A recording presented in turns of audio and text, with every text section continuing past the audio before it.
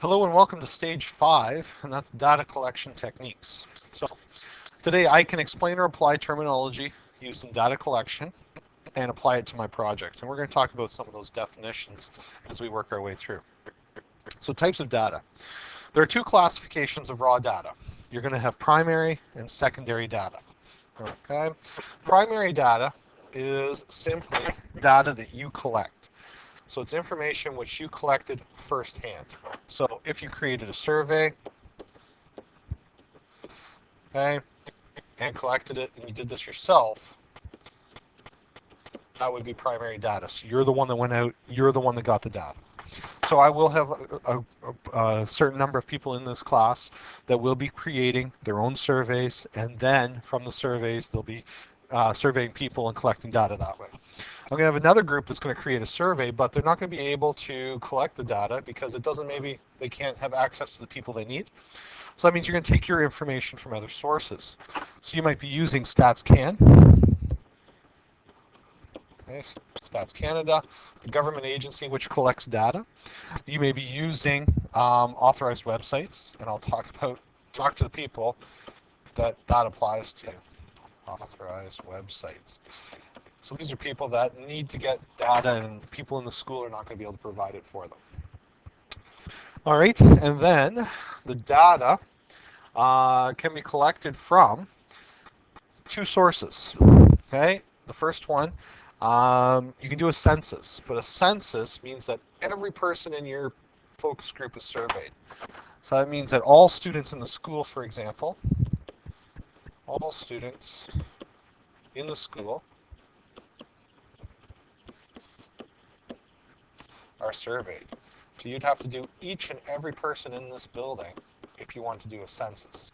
It's not very practical for us, and we're likely going to be using, well, we will be using, I can't see too many people doing the census. And if we're going to use a sample, it means that some people in the focus group are surveyed. So for example, some from each grade, some students from each grade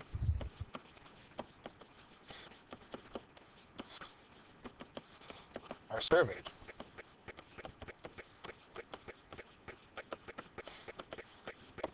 Okay, now going back for a second, the census. I have had people do a census before because they did rugby players in the school. So they went through and got a list of everyone that played rugby, and they gave every rugby player a survey. So it is possible for you to do a census. It really depends on what your target group is. So if you're looking at all teenagers, you're going to be doing a sample. But if you want to do specifically all basketball players or all athletes, it's a little bit more doable, I guess you'd say, in terms of completing that task. A couple other definitions here. We have cross-sectional versus longitudinal studies. So cross-sectional study is a study that considers individuals from different groups at the same time. The majority of people are going to be performing this, okay? You're going to be doing a cross-sectional survey. So you're looking at teenagers as of 20, whatever year you're in, okay? So teenagers this year, or musicians this year, or hockey players this year.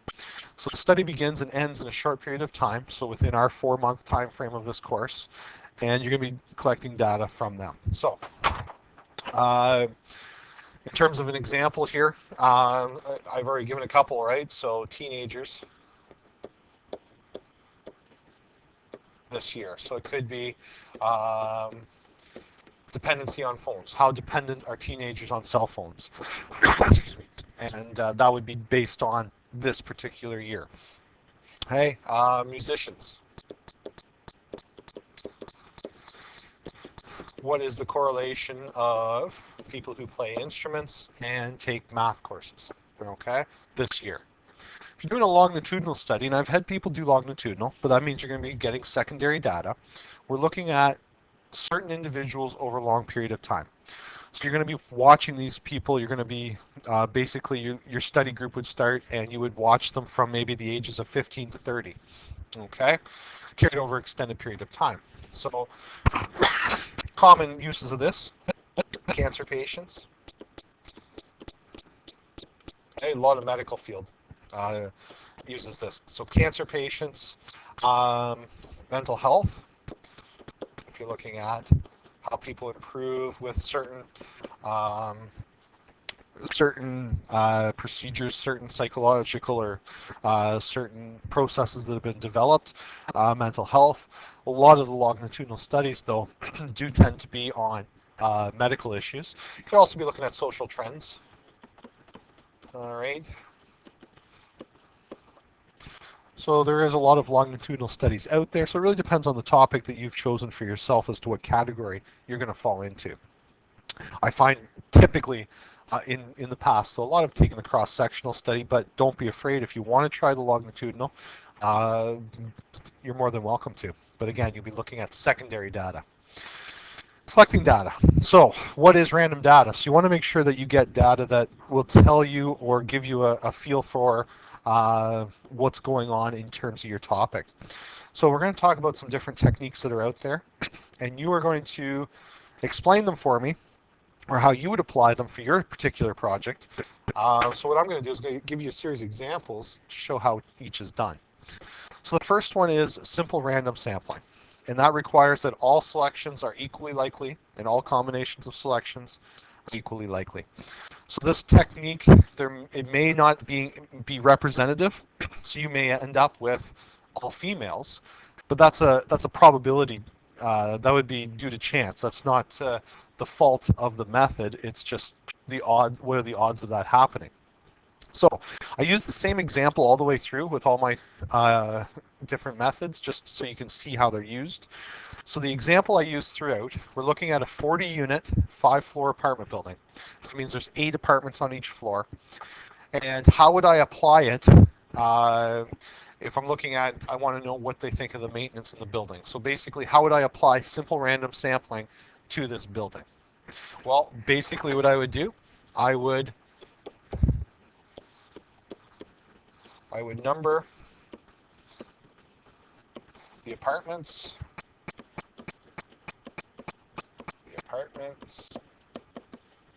1 to 40, and draw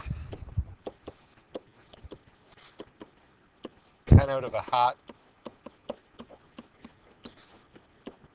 to survey.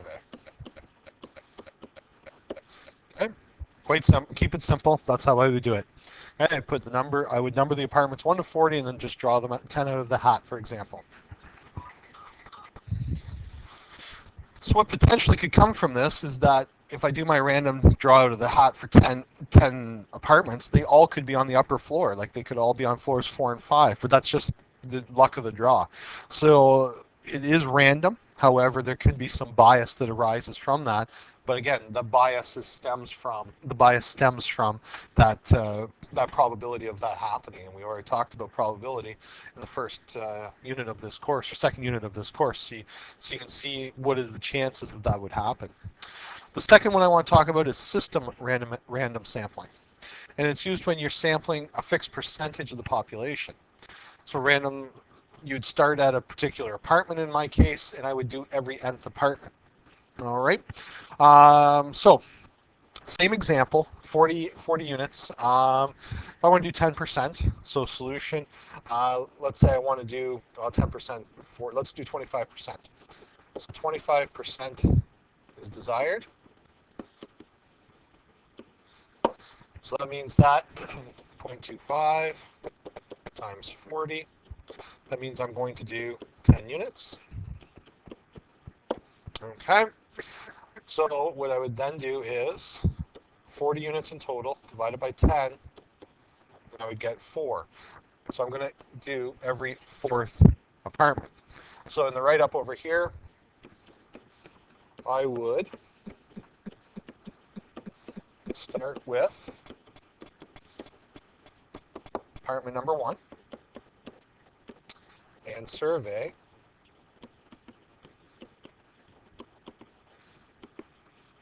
every 4th apartment. So for example, I would do 1, 5, 9, 13.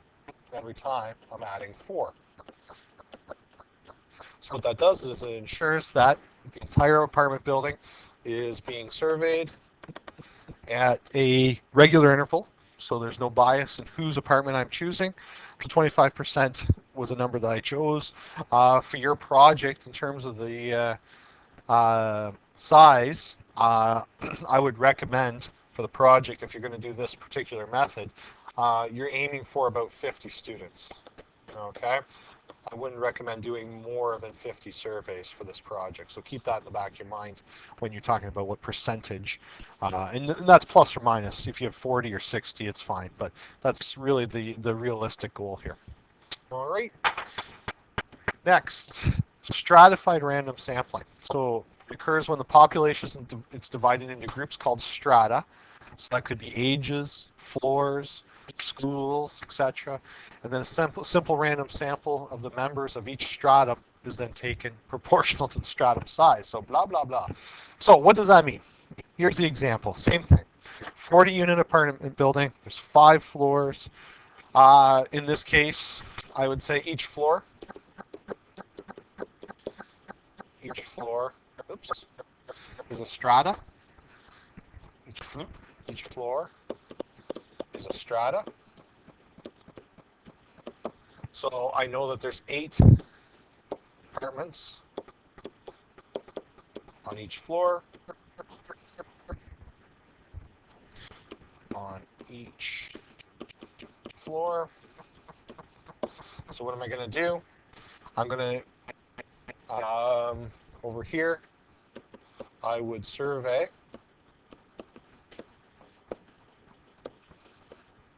two apartments on each floor. And the apartments are chosen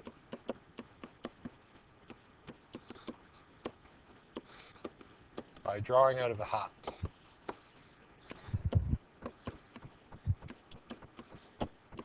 All right. So for example, I'll put the example over here. So on the first floor, there are 8 apartments. I would draw out of the hat and I would get 5 and 7. Then I would go to the second floor, which would have apartments 9 through, what would it be? Would I say 8? So 9 through 17. So now I'm going to do 11 and 15. And then I would go to the third floor and so on and so forth.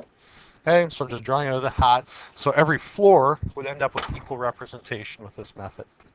All right. I'll finish off this particular note in the next video, and then you can see what the stage 5 assignment looks like.